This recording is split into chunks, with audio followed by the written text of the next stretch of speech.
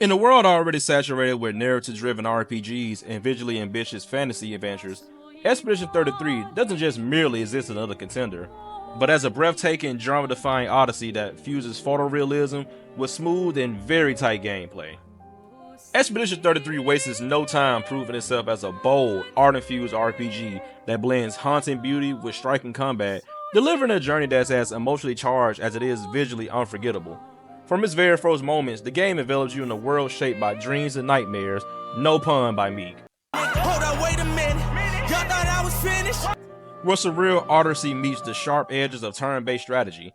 The combat system is not only visually dynamic, but also layered with tactical depth that rewards timing, precision, and adaptability.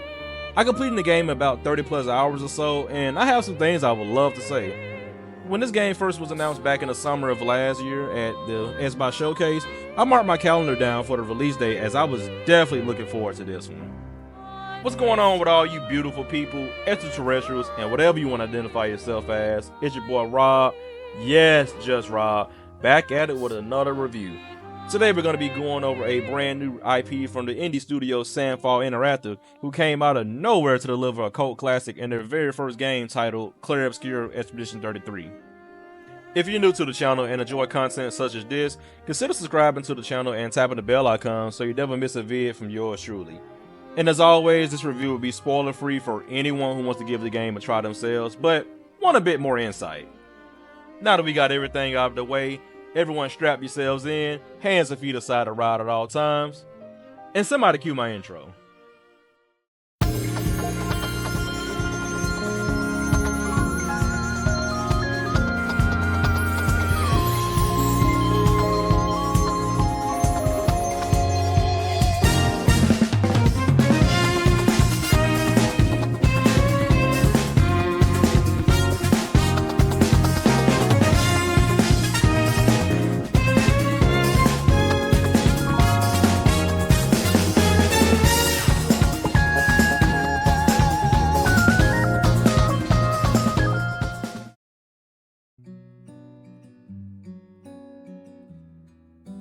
Expedition 33's story opens with a haunting question.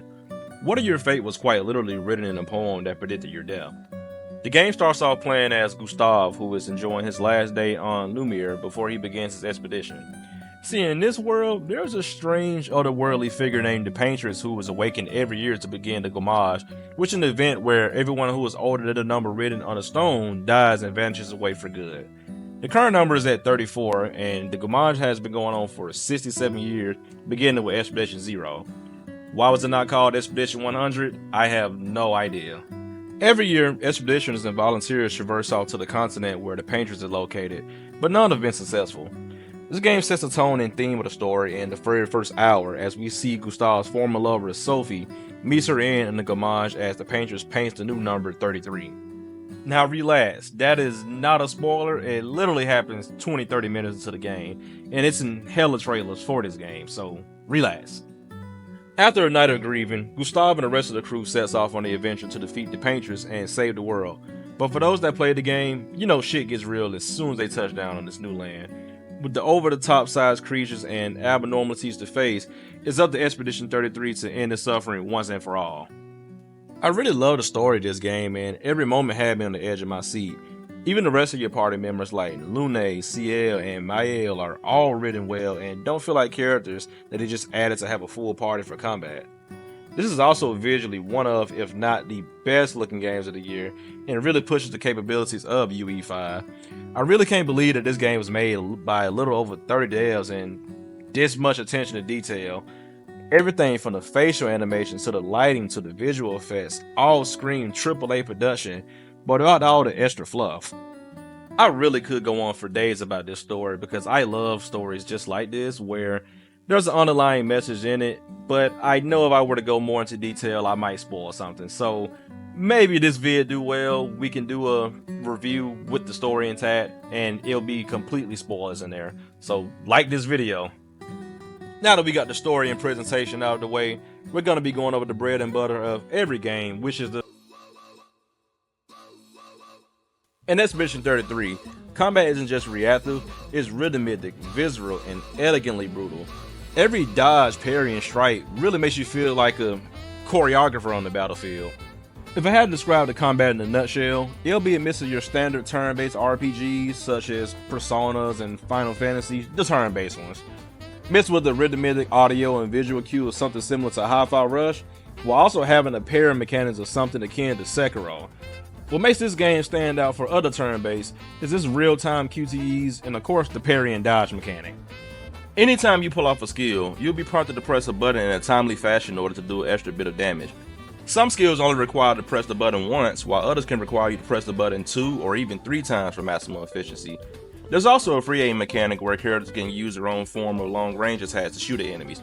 I never really used this for damage, but I opted for using it to shoot down an enemy's weakness and not only lowering its defense, but also taking a significant chunk of their health. You also have flying enemies, which that's the only way you'll be able to hit them is by shooting them, which is a bit annoying. However, the undoubtable star of the combat is its defensive mechanics. Of course, you can play it safe and dodge the enemy's attack, but this game thrives in its parry system. Parrying not only deflects attacks, but also delivers a strong counterattack blow if all attacks in the string are parried. This also applies to the enemy does an AoE attack and your party parries them, which creates a team counterattack. Now, while this is awesome, it's also very easier said than done. Some of these enemies would definitely try and hold you by either giving you multiple string combos or just completely delay their attacks to the point where you just can't simply spam the parry button. And trust me, this gets even more obnoxious towards the late game. There were times where I treated the game almost like a fighter by opting in to dodge attack strings for enemies to pick up their patterns, and later on doing a full parry counterattack once I got the timing down, which is so satisfying. There's also a stun, or as this game calls it, a break mechanic, which can affect both your party and your enemies. Every time you attack or do a counterattack, there'll be a yellow bar that slowly fills up, and once it's matched, you can use a skill that breaks the enemy's posture and stuns them for a couple of turns. This is a game changer, and a well-timed stun can completely turn the outcome of the fight in your favor. What I also really enjoy from the combat is the fact that every character has their own unique kit, what makes them stand out from the rest. Gustav is all about increasing his overcharge gauge by attacking enemies, doing abilities, dodging, or parrying, which increases that passive. You're able to overcharge anytime as long as you have 4 AP, but you really want to save it for when your passive is maxed because the damage output you can generate is insane early game. You deadass have a built-in Chidori with this move. Luna is an elemental based mage and relies on using skills to generate elemental stains ranging from fire, ice, earth, and light. She can use certain abilities to maximize those stains, such as an AoE fire attack, which does increased damage when she consumes 2 ice stains. You also have an ability you can learn pretty early from a kit called Mayhem, which consumes all stains for extra damage. Oh, and also if it has 4 max stains, which you want to get 4 max stains when using this ability, you can break your enemy's posture, so all the more reasons to unlock that move pretty early. Mael is a single target damage monster that has 3 stances. An offensive stance that does 50% more damage while also having her take 50% more damage. A defensive stance that has any damage that she takes while also gaining an extra AP after every parry. And her Virtuo stance, which increases her damage output by 200% for some nasty one-shot potential. And you have Sael, who has 2 passes in her kit, being the Sun and Moon. You'll want to use these abilities to produce and consume Foretail. After stacking and consuming these Foretails, she's able to enter Twilight mode, which makes her do double the damage. Now for those that played the game past Act 1, obviously there are more characters, but just to avoid spoilers, I'm not going to even mention them. You also have Pitos, which you can consider as passives in this game. They can range from gaining health on basic attacks, applying mark on free aim shots to do extra damage, extra AP on successful parries, and a bunch more. These can be applied to any character, and while they are limited at first, once maxed out, they can be applied to any given character, given they have enough Lumina points. And you can consider these Lumina points like caps. As you progress more in the game, you'll be able to get more Lumina, and more Lumina means that you'll be able to get more Pitos. Get it? This allows freedom in how you play, and you can stream multiple different playstyles with just about any party member. There's already plenty of people online doing one-shot builds. The audio design in this game is superb as well. I haven't felt the more satisfying parry sound since Sekiro, and once you finally download a boss patterns and parry each of their streams to unleash that awesome counter, it's just magnifico. Can I parry this? Well, I can. Oh! And this music is absolutely banging, man. If If Sandfall Interactive makes another game similar to this, I hope the soundtrack is just as good because they're probably one of the only few studios that can compete with Atlas in that department.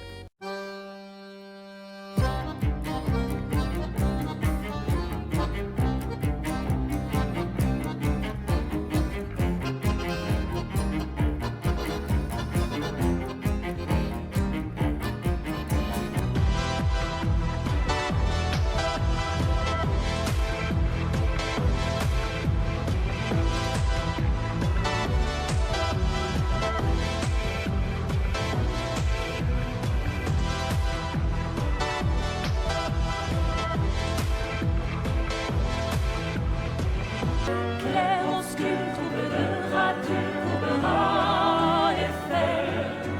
Clair obscur, dans les hauts peintures, trouvera sans elle. Clair obscur, troublera-tu, trouvera effet. Clair obscur, dans les hauts peintures, trouvera sans elle.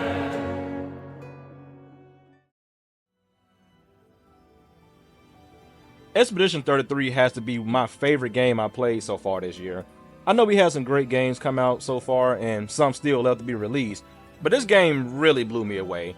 I try not to go into brand new IPs with too many expectations because, as I mentioned from the beginning of the vid, I was excited for this as soon as I saw it on the Xbox showcase.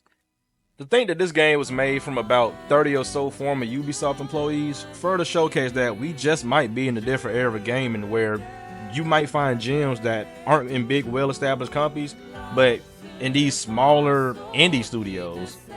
Expedition 33 doesn't just ask you to survive its haunting world, it demands that you feel every moment of its journey.